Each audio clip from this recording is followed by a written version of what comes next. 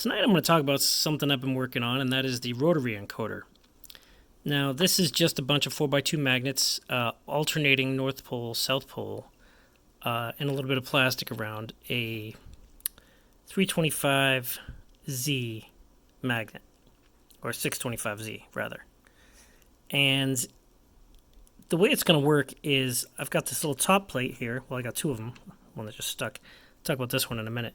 But this top plate here is strong enough that it pulls on the bearing, not the magnet, it pulls on the bearing. And it's going to sit inside the rotary encoder like this. And there'll be a knob, like, a normal knob that sits on top. And I haven't figured out how I'm going to attach the knob to this part here that I'm spinning. I call this the bottom. This is the top and this is the bottom. And this little plastic thing in the middle is the shaft.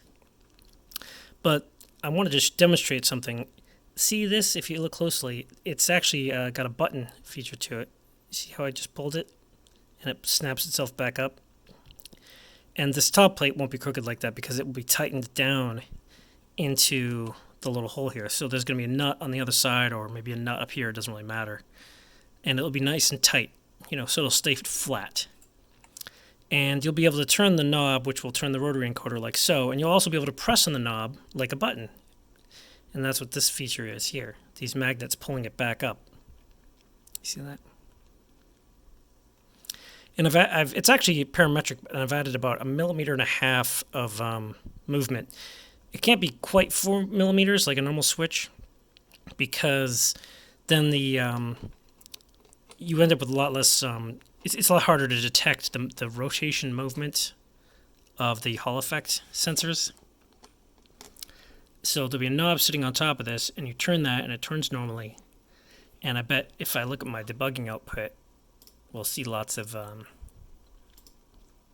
I haven't got it up. Yeah, I haven't got the debugger up. But the rotary encoder actually does work. It's not very sensitive at the moment, but it will be configurable eventually. And now let's talk about that alternate top plate.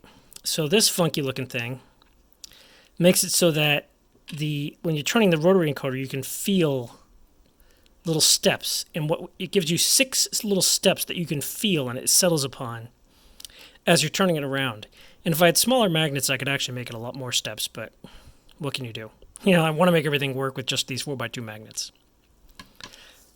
So that's what I'm going to do for the start. I'm going to use this top plate, and I guess I'll just leave this one as an option if you want to try it out.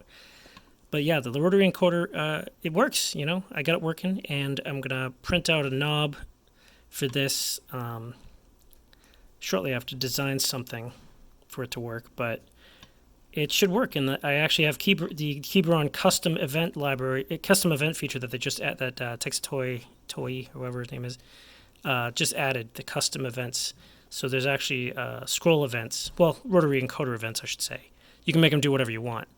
I haven't figured out how to get HID mouse emulation working yet, but that's I'm sure I'll figure that out in no time. So for now, it's just printing a message saying scroll down, scroll up, scroll down, scroll up. And I haven't tried this button part yet, but it shouldn't be too hard to detect when the magnets get closer and farther away, because that's just how these work, So yeah, that's my rotary encoder design, and I just came up with this tonight.